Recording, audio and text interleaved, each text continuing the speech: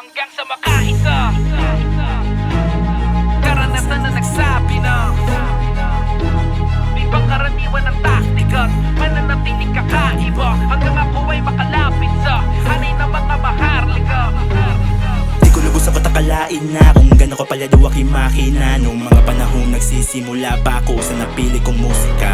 Lagi may kakaiba sa tuwing napapasabak ako sa mga pating pala tulad ngayon ay di ko sigurado na makakadali na. Basta ilalabag ko pa rin kahit matirikan man. Ako sa daan na babaybayin, aking gas ay maubos man. Makikipag-unahan ako sa karera hanggang sa mapagbigyan ako ng kapalaran na matikman, maging bida sa larangan. Ako hindi na padadala sa mga disang ayon sa kilala. Imbis na hatagin pati taas ay mas lalo pa nilang binababa. Pero di pa rin to natadala, tingin na nila'y walang halaga sa aking angking galing. Pagdating ng tamang panahon sila lahat matutulala. Tumatagaktak pawis, bumapatak sa papel at lapis na aking ginagamit sa kadalaban.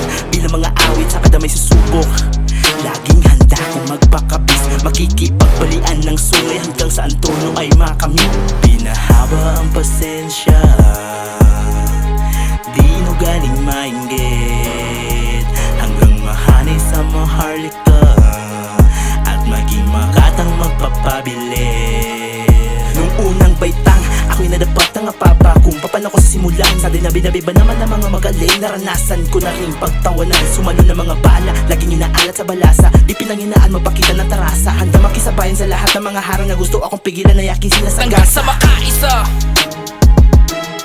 karanasan na nagsabi na di pangkaraniwan ng taktika, mananatiling kakaiba hanggang ako ay makalapit sa hanay ng mga maharlika. Hanggang sa makaisa,